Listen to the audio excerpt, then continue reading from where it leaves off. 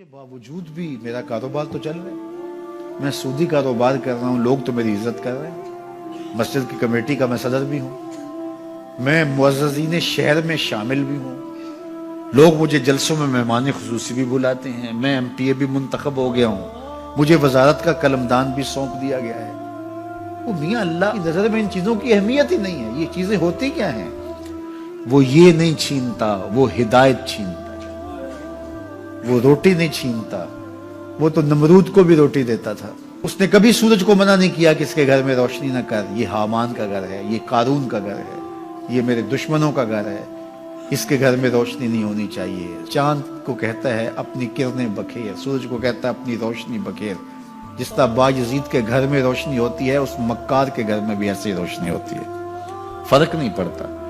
تو وہ کرم نوازیاں تو نہیں رکتی، لیکن اللہ جب کسی سے ناراض ہوتا ہے تو اس سے ہدایت کی توفیق سلب کر لیتا ہے، تو اعلان جنگ ہوتا ہے۔ تو پھر وہ ٹکرے بھی مار رہا ہو تو اس کی رسم کی نماز ہوتی ہے، اس کا ماتھا جھک رہا ہوتا ہے، دل نہیں جھک رہا ہوتا، کیونکہ ہدایت سلب کر لی گئی۔ جب اندر سے روح ہی نکال لی جائے تو باقی بچتا کیا ہے؟ یہ بات ذہن میں رکھیے گا کہ اللہ تعالیٰ جل شانہ نے ہمیں جن کاموں سے روکا ہے، جن کاموں سے منع کیا ہے، ان کاموں کے کرنے میں ہمیں کبھی بھی بھلائی اور خیر نہیں مل سکتی۔ یہ ہم جب اچھی طرح سے ذہن نشین کر لیں، اگر اللہ پر ہمارا یقین اور یقیناً اس پر ہمارا ایمان ہے، تو پھر وہ امر جو اللہ کی طرف سے جن سے روک دیا گیا، تو ہم کبھی بھی ان کے قریب تک نہ جائیں، اور جن کاموں کے کرنے کا اسے حکم دیا گیا اس کی حکمتیں نہ بھی ہمیں معلوم ہو۔ آج جدید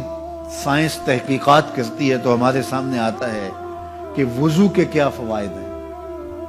آج ہمیں لوگ بتاتے ہیں کہ جناب آپ امامہ باندھیں گے تو سن سٹروک سے بچ جائیں گے۔ آج دنیا تحقیق اور جستجو کر کے نماز اور دوران خون اور جو ہے وہ نماز کی برکتیں اور کتنی بیماریوں سے نماز کے ذریعے سے بچنے کی کہانیاں سناتے ہیں۔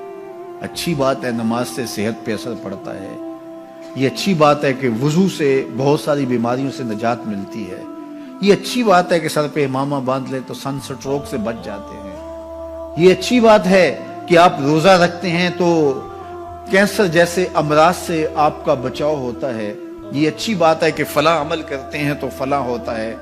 لیکن صاحب، ہم سن سٹروک سے بچنے کے لیے امامہ نہیں باندھتے، ہم محمد عربی کی ادا کے لیے باندھتے ہیں۔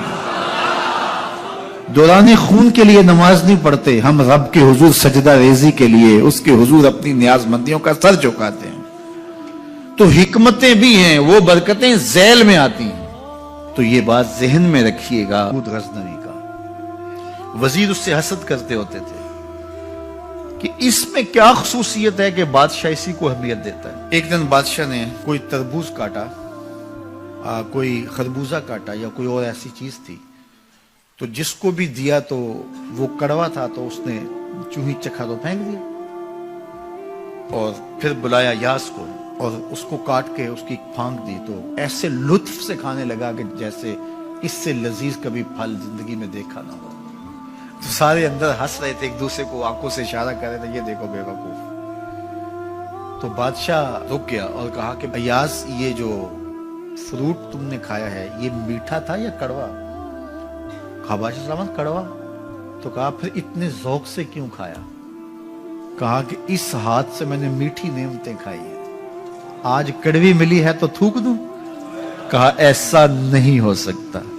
تو میاں کڑوا ہو تو وہ بھی قبول کیا جائے، نفس پہ شاک ہو۔